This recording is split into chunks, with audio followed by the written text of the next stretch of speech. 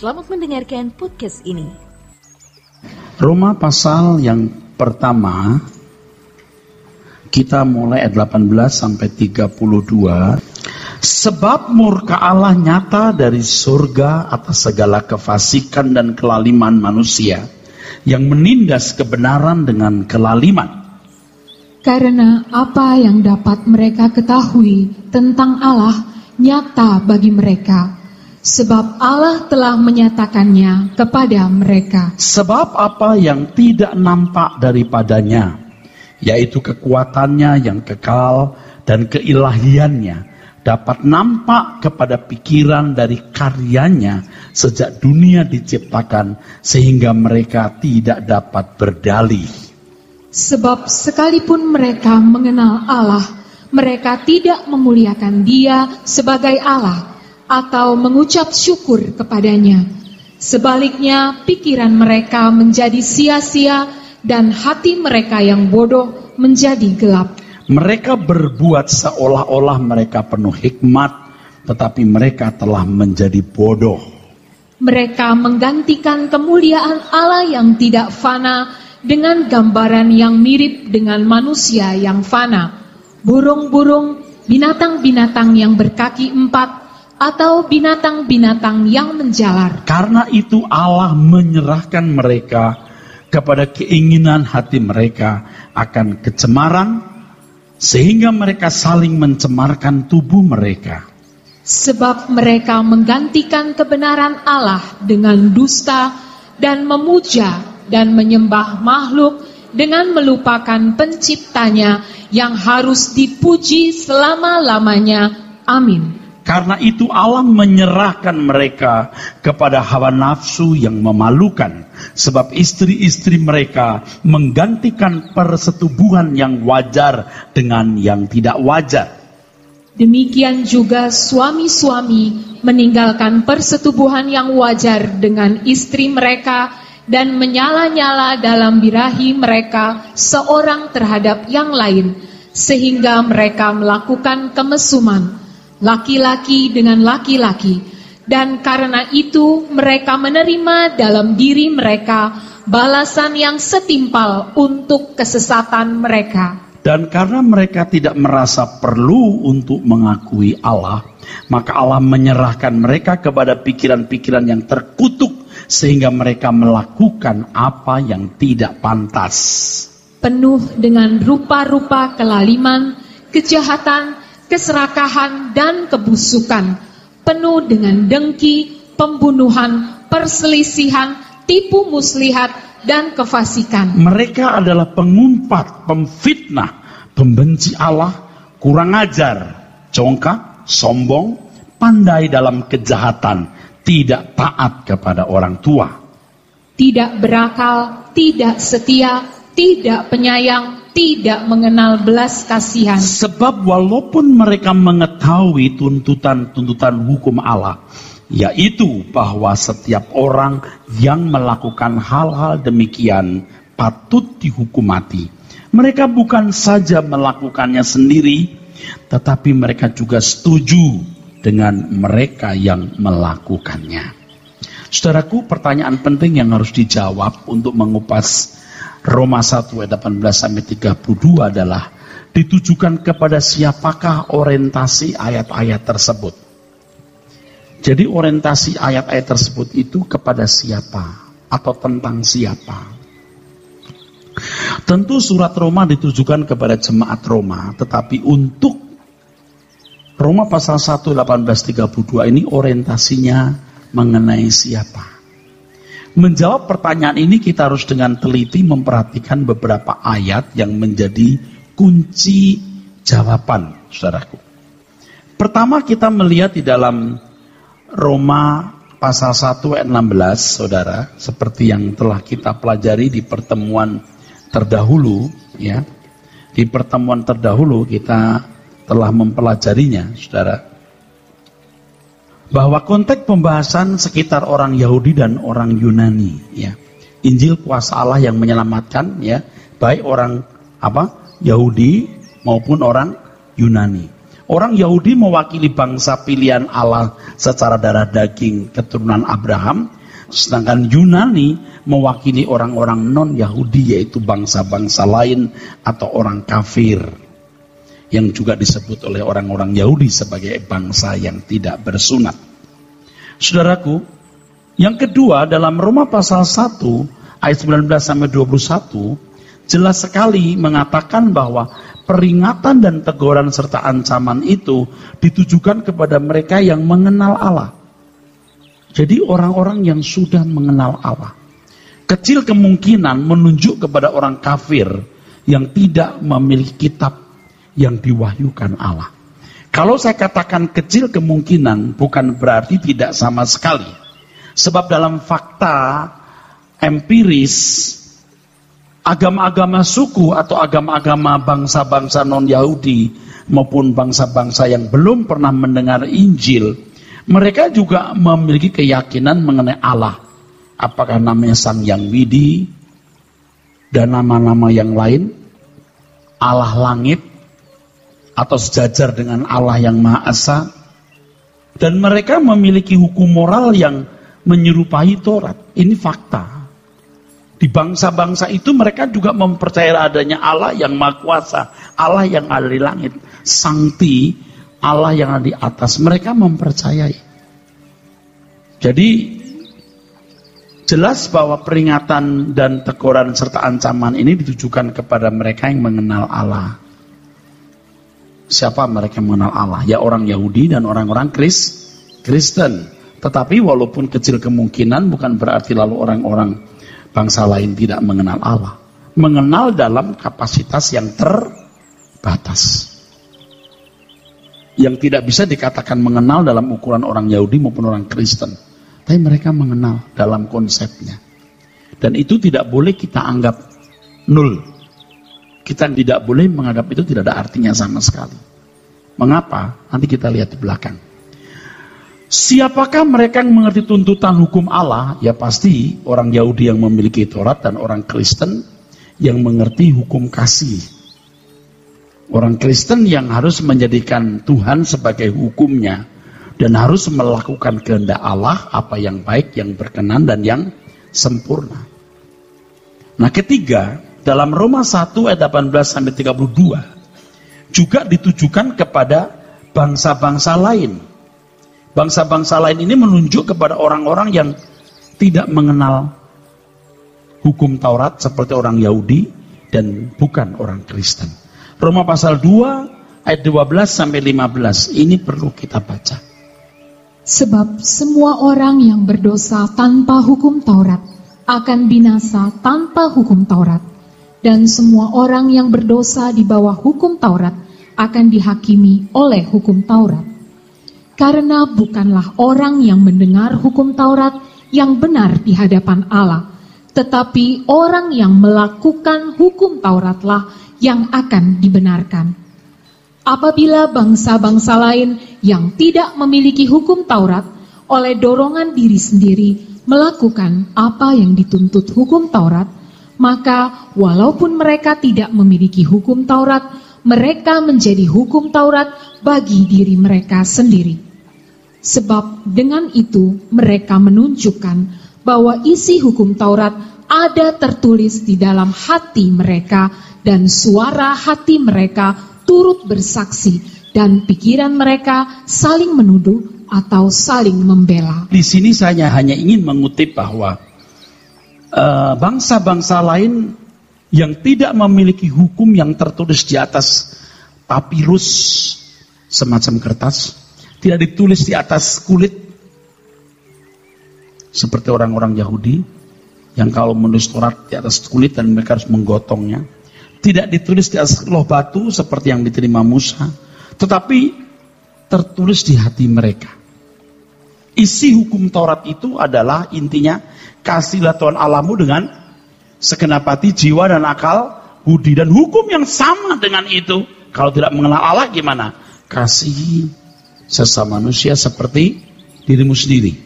Dan faktanya kita melihat bahwa orang-orang yang mengasihi sesamanya itu diperhitungkan oleh Tuhan mengasihi Tuhan sendiri.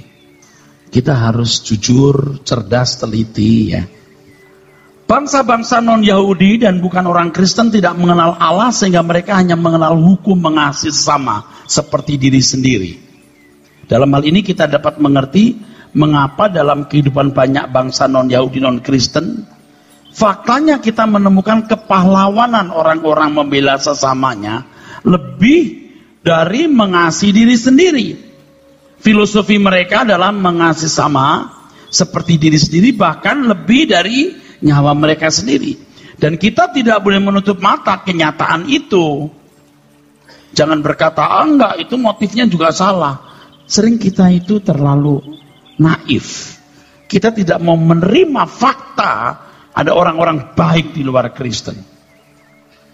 Sebenarnya kalau kita menerima fakta itu, yang pertama kita menjadi jujur. Yang kedua, memacu kita lebih baik dari mereka. Tidak boleh picik dengan premis yang sudah mengakar dalam diri sehingga seakan-akan tidak ada orang baik di luar Kristen. Dari fakta hidup yang kita alami setiap hari, kita ketemu ke orang-orang yang membela sesamanya lebih dari nyawanya sendiri. Faktalah itu. Dengan demikian dapat disimpulkan bahwa orientasi Roma pasal 1, 18-32 ditujukan kepada 3 kelompok bangsa. 1 bangsa Yahudi, 2 orang Kristen, 3 bangsa-bangsa lain. Dalam hal ini tidak ada pembedaan antara umat pilihan, baik bangsa Israel maupun orang Kristen, maupun orang-orang yang disebut bangsa-bangsa lain yang tidak mengenal Allah. Penghakiman Tuhan sama rata atau adil kepada setiap orang. Itulah sebabnya di dalam firman Tuhan 1 Petrus pasal 1 ayat 17, di sini tidak ada ayatnya ya. Tanpa memandang muka Allah menghakimi semua orang menurut perbuatannya. 1 Petrus 1 ayat yang ke-17. Dalam kitab Roma juga kita dan kitab lain kita juga temukan Paulus jelas menunjukkan ya. Setiap orang akan dihakimi. Kita akan dihakimi. Kita, semua kita akan dihakimi menurut perbuatan kita. 2 Korintus pasal 5 9 sampai 10. Paulus berkata, aku berusaha baik aku diam dalam tubuh ini maupun di luarnya, aku berjuang supaya berkenan kepadanya, karena kita semua harus menghadap pengadilan Allah. Jadi jelas sekali Roma pasal 1 18-32 yang tadi kita baca secara kanon atau bergantian, jelas menunjukkan bahwa Tuhan sangat memperhatikan perilaku perbuatan seseorang, siapapun orang itu, apakah umat pilihan, baik orang Israel maupun orang Kristen atau bangsa-bangsa lain. Dalam Roma 1 ayat 18 tadi dikatakan, murka Allah nyata dari surga atas segala kefasikan dan kelaliman manusia. Kelaliman manusia menunjukkan tidak ada perbedaan. Kelaliman manusia bukan kelaliman orang kafir atau bangsa tertentu, tetapi siapapun dia, kalau lalim, murka turun atas mereka. Dalam hal ini status sebagai umat pilihan dan keberimanan kepada Tuhan Yesus tidak dapat menghindarkan murka kalau seseorang bertindak jahat. Semua perbuatan akan diperadabkan kepada pengadilan Allah. Ini harus kita perhatikan saudaraku sekalian, karena ada orang-orang Kristen yang berpikir bahwa tanpa pengadilan dia akan masuk surga, didasarkan pada pengertian yang salah terhadap konsep sola gratia atau only by grace, hanya oleh anugerah. Keselamatan bukan karena perbuatan baik, betul, tapi memahaminya harus benar. Keselamatan karena anugerah, tetapi anugerah tidak menghapus pengadilan. Jangan berpikir bahwa oleh karena Tuhan Yesus telah mati di kayu salib, semua dosa telah selesai, dan orang yang mempercayai karya Allah Di dalam salib itu otomatis dia dibenarkan dan tidak perlu diadili masuk surga. Ini penyesatan. Ini penyesatan. Saya kira kita semua, sebagian kita berpikir begitu. Aku merasa sudah percaya Tuhan Yesus. Dia pikul dosaku, sudah selesai. Hypergrace ke arah ini. Dan itu salah. Itu keliru, saudaraku. Seakan-akan pengadilan dihapus. Tuhan memikul dosa manusia. Amin. Amin. Tetapi keberdosaan masing-masing individu tetap harus dibawa ke pengadilan. Keberdosaan artinya keadaan watakmu, keadaan karaktermu. Alkitab mengatakan bahwa tidak ada yang najis yang masuk ke dalam kota Yerusalem nanti. Mestinya kita harus memperhatikan diri kita. Kalau masih ada kenajisan, kita harus membereskannya dan tidak boleh menunda. Menunda berarti Anda akan menambahi edik atau kecanduan terhadap dosa itu. Harus segera dilepaskan. Banyak orang merasa bahwa secara otomatis dia akan masuk surga. Yang penting percaya Yesus juru selamat, percaya bahwa dosanya diampuni, dan percaya dia masuk surga. Ini konyol sekali, saudaraku. Semua serba fantasi, imajiner, virtual. Orang percaya harus dimuridkan. Harus dimuridkan, harus berubah. Harus didapati tidak bercacat, tidak bercela. Itulah sebabnya Paulus mengatakan, aku berusaha, baik aku diam dalam tubuh ini maupun di luarnya, supaya aku berkenan. Menurut orang-orang Kristen yang berpandangan keliru tersebut, perbuatan atau perilaku individu tidak diperhatikan oleh Allah, sebab keselamatan telah terjadi bukan karena perbuatan baik. Betapa salahnya struktur berpikir ini. Pengajaran ini benar-benar menyesatkan dan merusak bangunan iman yang benar. Harus dipahami bahwa Paulus sendiri berjuang untuk berkenan. Ya, 2 Korintus 5, 9-10, Roma 14 ayat 12. Ayat-ayat yang jelas mengatakan bahwa semua kita harus menghadap tahta pengadilan Allah. Kalau Tuhan Yesus tidak mati di kayu salib, tidak ada pengadilan. Artinya, semua meluncur masuk neraka tanpa ada yang menghambat. Tidak ada hambatan. Tapi dengan kematian Tuhan Yesus di kayu salib, ada peluang. Ada pengadilan. Jadi jangan berpikir bahwa kematian Tuhan Yesus di kayu salib telah menyelesaikan secara otomatis semua masalah dosa. Dosa yang kita lakukan, semua akibatnya dipikulnya di kayu salib. Tapi keberadaan dosa, keberadaan keberdosaan kita tidaklah ditolerir oleh Allah. Itu harus kita kerjakan. Maka Alkitab mengatakan, kerjakan keselamatanmu. Dan sebelum ayat itu muncul, itu Filipi 2:12. Ayat sebelumnya, hendaklah kamu dalam hidupmu menaruh pikiran dan perasaan yang terdapat juga dalam Kristus Yesus. Menolak ini berarti menolak keselamatan, saudara. Pengadilan Allah berlaku bagi siapapun. Sebab faktanya memang terdapat orang-orang yang mengetahui tentang Allah atau mengenal Allah, tetapi mereka tidak memuliakan Allah, tidak mengucap syukur, tapi sebaliknya pikiran mereka menjadi sia-sia dan hati mereka menjadi bodoh dan menjadi gelap. Roma 1:21. Mari kita baca.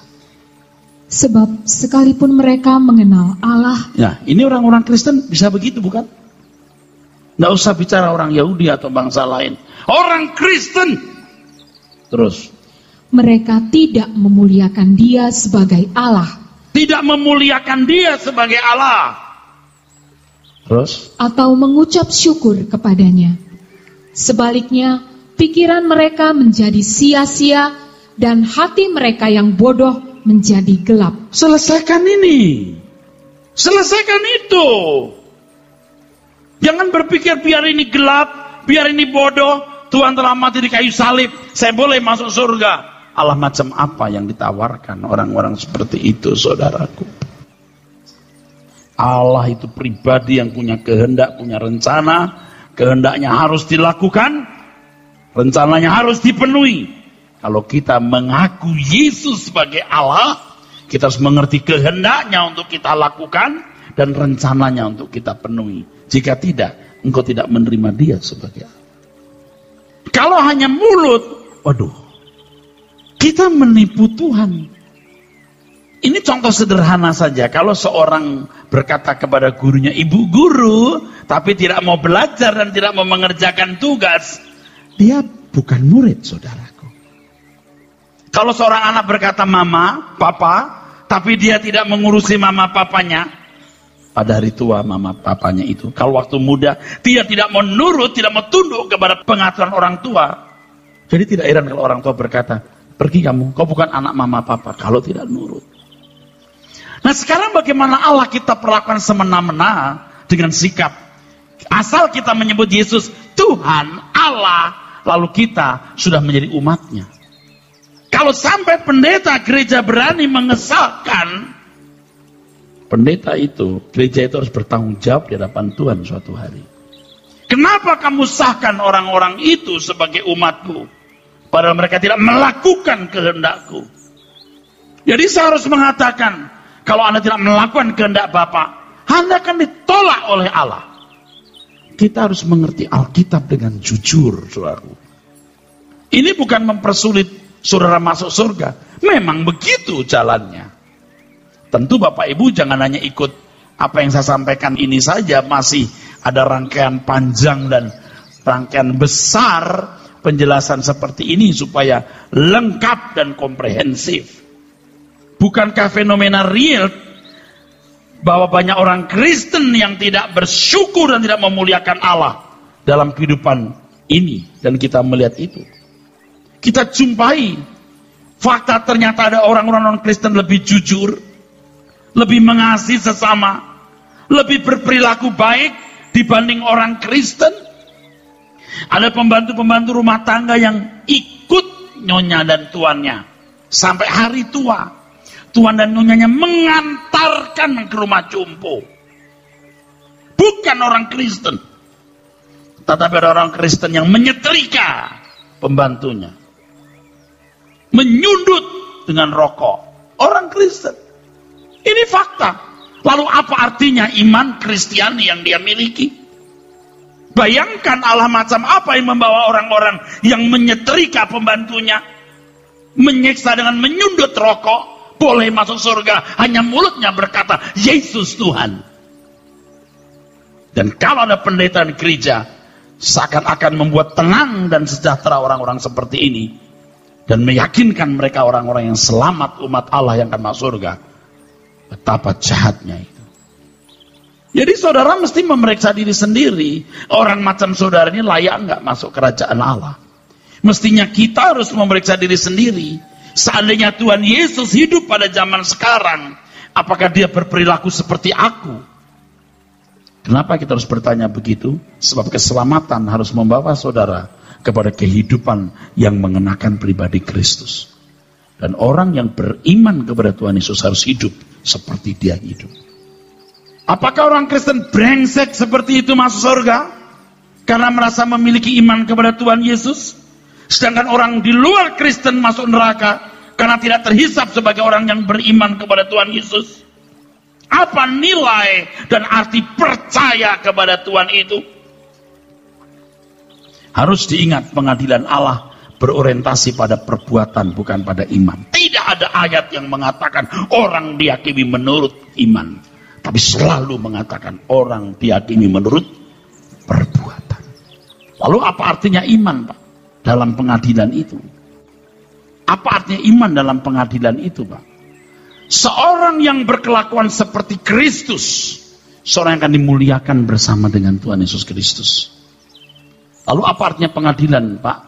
Apa artinya iman untuk pengadilan? Orang-orang seperti ini akan dilayakkan duduk di sebelah kanan kiri Tuhan Yesus, menjadi hulu balang, dan dimuliakan bersama Tuhan Yesus. Sedangkan perbuatan baik hanya membawa orang menjadi anggota masyarakat. Nah ini mesti dipecah lagi dengan penjelasan yang lebih rinci. Terus kita akan teruskan, kita baca. Dalam perjalanan hidup manusia, manusia menjadi semakin jahat. Hal ini dikemukakan oleh Paulus dalam suratnya ini, yaitu dengan adanya penyembahan kepada berbagai objek. Orang-orang yang menggantikan penyembahan yang benar dengan berbagai objek ini, biasanya kelakuannya pun juga pasti rusak. Roma 1 ayat 22 sampai 25. Kejahatan manusia berkembang terus sampai pada penyimpangan seks, yaitu praktek homoseksual, lesbian, dan gay, seperti yang sekarang ini marak terjadi. Roma 1 ayat 26 sampai 27. Akibat perbuatan ini, mereka bukan saja menerima hukuman di balik kubur nanti, tetapi juga sementara di bumi. Tidak jarang penyakit HIV berjangkit pada pelaku homoseksual. Apakah dalam hal ini kelainan seks dalam diri seseorang berarti dosa? Tentu saja tidak. Menjadi berdosa kalau seseorang menjadi pelaku dari homoseksual tersebut. Jadi kalau ada di antara saudara ini berkeadaan memiliki penyimpangan atau diferensiasi seks seperti seperti yang tidak seperti yang dimiliki orang lain, jangan Anda meratapi itu sebagai satu bencana. Allah menjadikan engkau istimewa. Dengan keberadaanmu engkau tidak bisa menjalankan kehidupan seks seperti orang normal. Tetapi saudara bisa mensublimasi, sublimation, mengarahkan menjadi mulia, mengarahkan sesuatu yang buruk jadi lebih agung dengan menjadi pelayan Tuhan yang tidak menikah sampai meninggal, sampai mati. Tidak usah menikah, Anda tidak berdosa. Saya mengerti bahwa ada perjuangan berat di situ. Saya mau kasih tahu, Anda yang punya kelainan seks tidak berdosa, tapi melakukan penyimpangan seks yang dosa. Kelainan seks tidak berdosa, maaf. Penyimpangan seks yang berdosa. Anda punya kelainan seks tapi tidak melakukan praktek penyimpangan, tidak berdosa. Jangan anggap itu sebagai satu malapetaka. Suatu hari Anda akan bisa melihat keagungan seks itu secara proporsional di langit baru, bumi baru. Maksudnya renungkan sendiri. Oke? Renungkan sendiri. Jadi kalau selama ini ada pembicaraan mengenai LGBT, saya sih nggak perlu membicarakan. Udah jelas itu salah. Dari aspek mana? Yang benar itu bagaimana kita menanggulangi itu. Bukan membicarakan dari sudut pandangan etika. Jelas salah. Kalau saya ditanya, Pak, bagaimana pendeta yang memberkati perkawinan sejenis? Itu pertanyaan goblok. Mungkin gak jauh beda dengan, bagaimana Pak kalau saya tabok papa mama?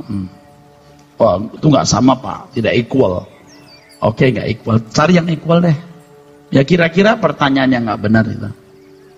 Oke? Dalam Roma pasal 1:24 tertulis, karena itu Allah menyerahkan mereka kepada keinginan hati mereka akan kecemaran, sehingga mereka saling mencemarkan tubuh. Lalu di ayat yang lain, ayat 26, karena itu Allah menyerahkan mereka kepada hawa nafsu yang memalukan. Roma 1:28, dan karena mereka tidak merasa perlu untuk mengakui Allah, maka Allah menyerahkan mereka kepada pikiran-pikiran yang terkutuk, sehingga mereka melakukan apa yang tidak pantas. Kalimat-kalimat ini menunjukkan bahwa Allah menyerahkan mereka kepada hawa nafsu dan pikiran yang terkutuk, sehingga mereka melakukan berbagai-bagai kejahatan dan tidak lagi memiliki nurani yang baik. Apakah tindakan Allah ini merupakan tindakan sewenang-wenang? Tentu tidak. Baca terus. Ada beberapa alasan mengapa Tuhan menyerahkan mereka kepada keinginan hati mereka kepada kecemaran, sehingga mereka saling mencemarkan tubuh mereka, menyerahkan mereka kepada hawa nafsu yang memalukan dan pikiran-pikiran yang terkutuk, sehingga mereka melakukan apa yang tidak pantas. Alasan-alasan mengapa Allah menyerahkan mereka kepada perbuatan yang busuk itu dapat kita peroleh dari beberapa teks ini. Pertama dari Roma 1 ayat 23 tertulis, Mereka menggantikan kemuliaan Allah yang tidak fana dengan gambaran yang mirip dengan manusia yang fana, burung-burung, binatang-binatang yang berkaki 4, atau binatang-binatang yang menjalar. Dalam Roma 1:25 tertulis, sebab mereka menggantikan kebenaran Allah dengan dusta dan memuja dan menyembah makhluk dan dengan melupakan penciptanya. Roma 1:28, dan karena mereka tidak merasa perlu untuk mengakui Allah, dan seterusnya. Ayat-ayat ini menunjukkan bahwa karena mereka memilih untuk tidak hidup dalam penurutan terhadap kehendak Allah, atau tidak hidup dalam kebaikan moral. Terkait dengan hal ini dapat diperoleh melalui fakta empiris bahwa banyak objek yang disembah bangsa-bangsa itu atau orang-orang sangat mempengaruhi perilaku penyembahnya. Dengan kalimat lain dapat dikatakan bahwa bagaimana model dewa, model Allah, ini A kecil mestinya, atau ilah yang disembah, menjadi model manusia yang menyembah. Model di sini menyangkut gaya hidup dan seluruh perilaku serta budayanya. Jadi Bapak Ibu, kalau kita melihat bangsa-bangsa di dunia, model Allahnya itu akan mempengaruhi perilaku penyembahnya. Amin. Perhatikan itu. Anda perhatikan itu. A, B, C, D, E. Yang disembah A, masyarakatnya macam apa? Yang disembah B, masyarakatnya macam apa? Yang disembah C, masyarakatnya macam apa? Dan ini adalah parameter yang paling jujur. Anda lihat bangsa-bangsa di dunia. Bisa bedakan antara Eropa, Cina, Jepang, Arab, Pakistan, Afghanistan, Afrika. Coba lihat. Di Afrika Anda lihat berbagai suku bangsa, sama-sama hitam. Tetapi siapa Allah yang disembah sangat mempengaruhi perilaku mereka loh. Kalau agama-agama suku, saudaraku sekalian,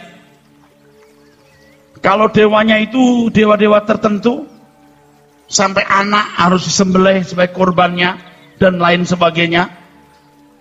Atau dewa-dewa yang mau menerima persembahan wanita, ditelanjangi, lalu bersetubuh dengan pemimpinnya, yang memimpin upacara itu kan perbuatan-perbuatan bejat, karena dewanya juga bejat.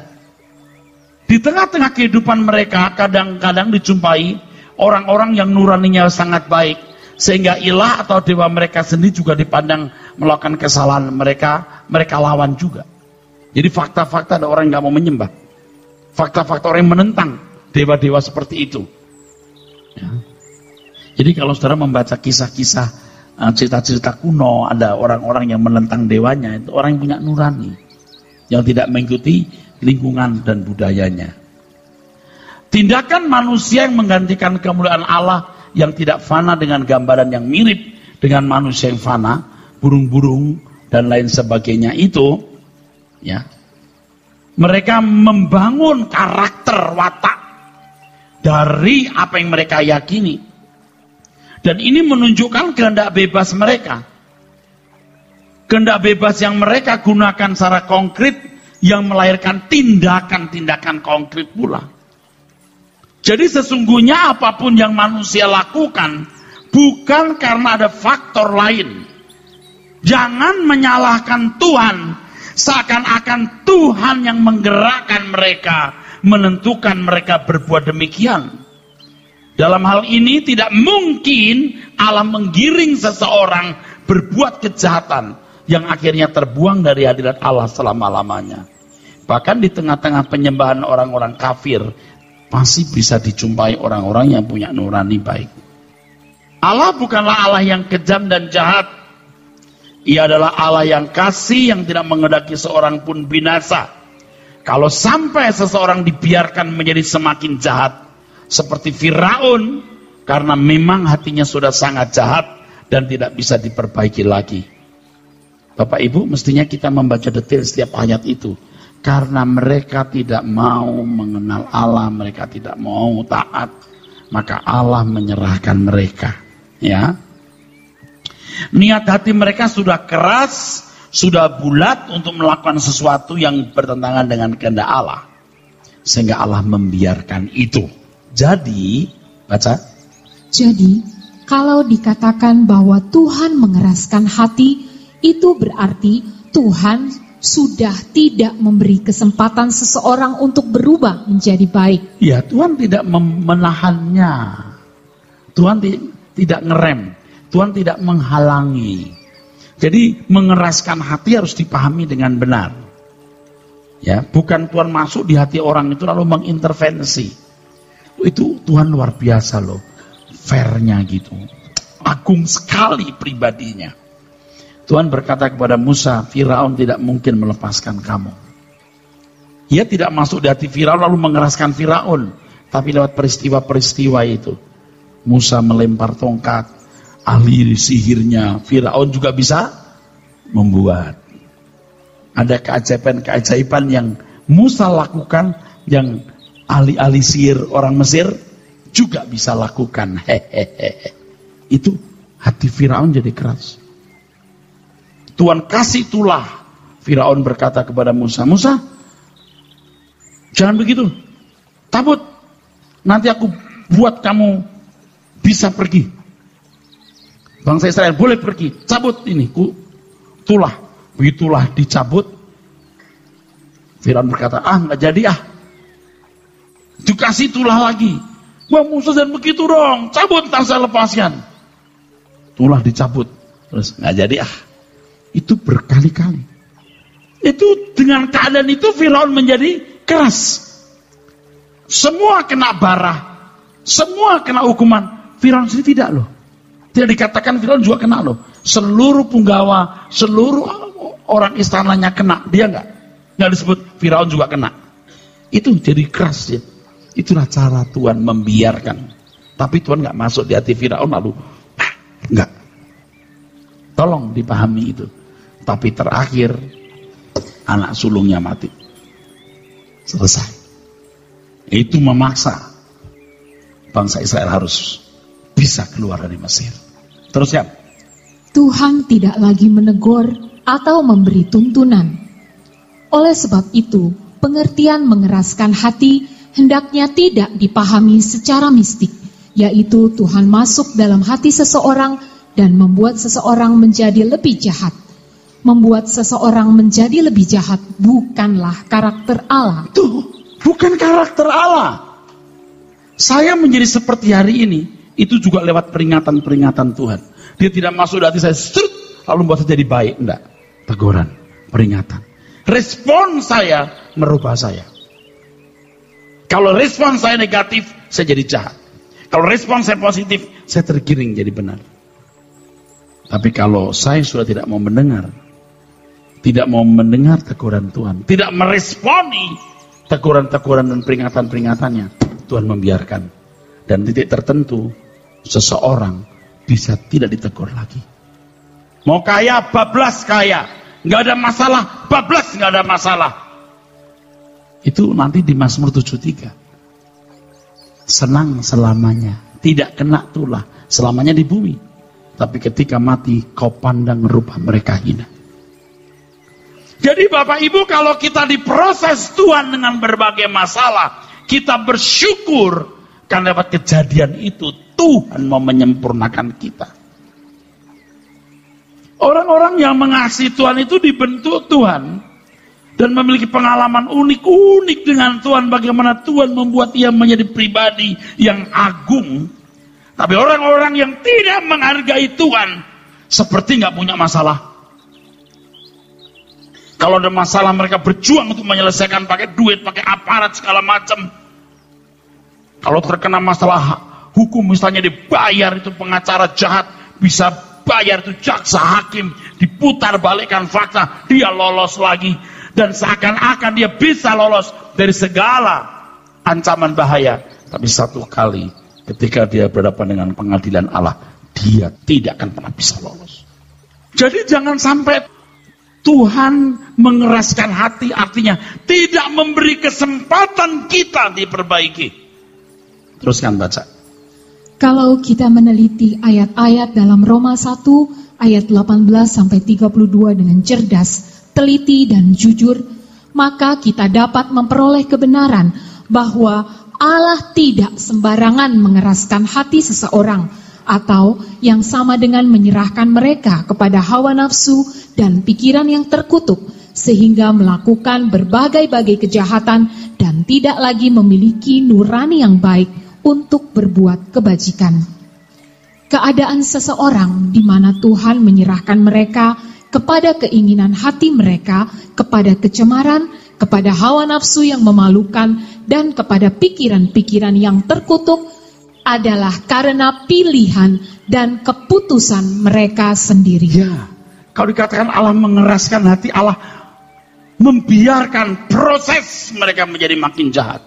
Tetapi karena mereka memang memilih untuk itu, sampai titik tertentu Tuhan membiarkannya. Jadi begini, saudara, jangan Anda berpikir Allah mengeraskan hati, Allah masuk di hatinya, lalu Allah buat dia tambah jahat. Waduh, tidak seperti itu karakter Tuhan kita. Jangan menciderai Tuhan, saudaraku.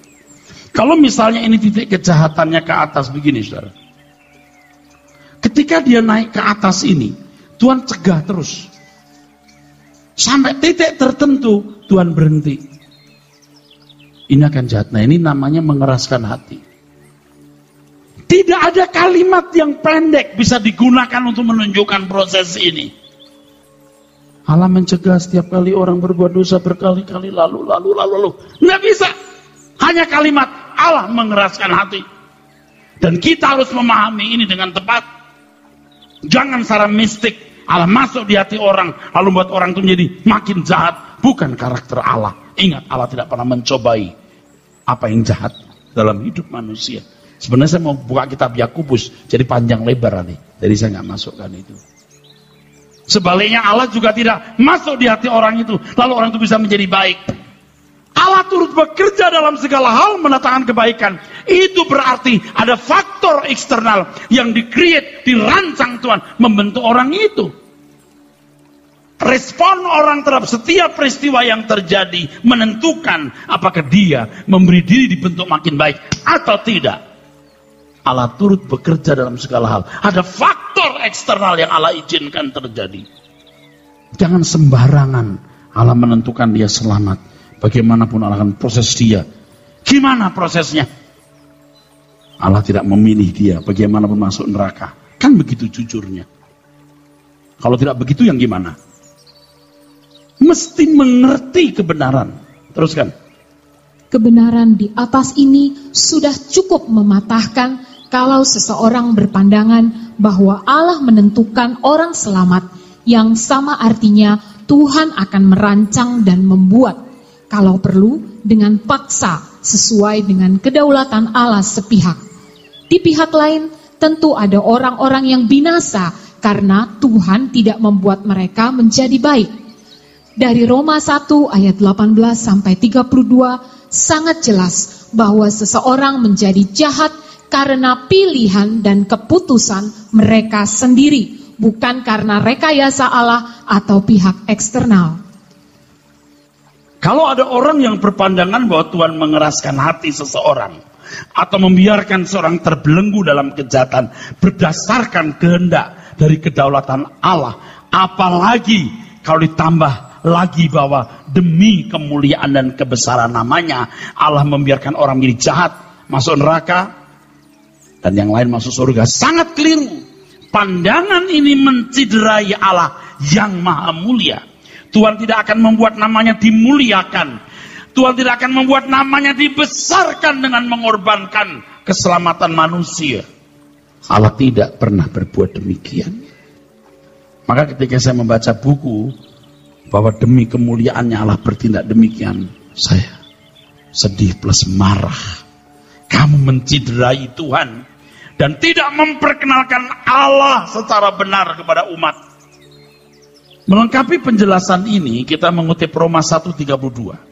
Sebab walaupun mereka mengetahui tuntutan Allah, yaitu bahwa setiap orang yang melakukan hal demikian patut dihukum mati, mereka bukan saja melakukannya sendiri, tapi juga mereka setuju dengan mereka yang melakukannya. Orang-orang yang dihukum mati atau dibinasakan bukan karena keputusan tanpa alasan dari pihak Allah, tapi karena mereka sendiri bukan saja melakukan kejahatan itu, tapi juga setuju dengan mereka yang melakukan kejahatan yang sama. Kata setuju di situ adalah suneudokeo. Setuju, agree.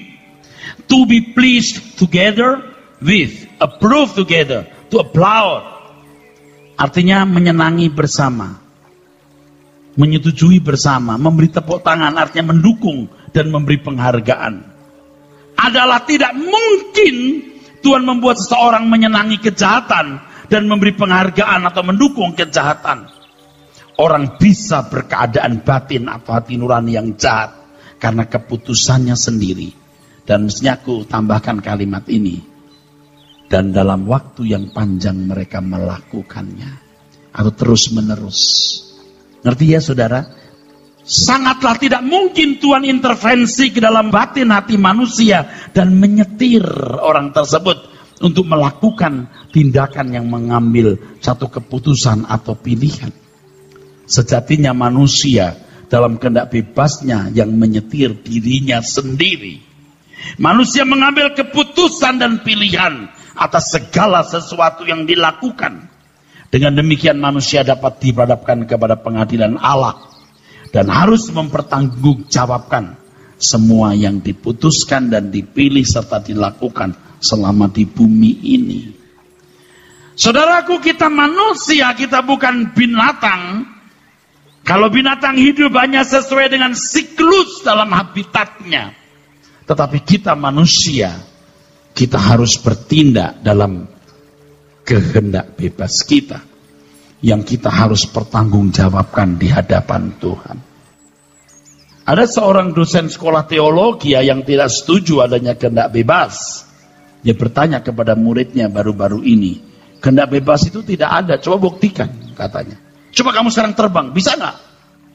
Dia tidak mengerti kehendak bebas di situ tidak equal dengan burung. Kita bukan burung, Pak. Itu loh bodohnya, saudaraku.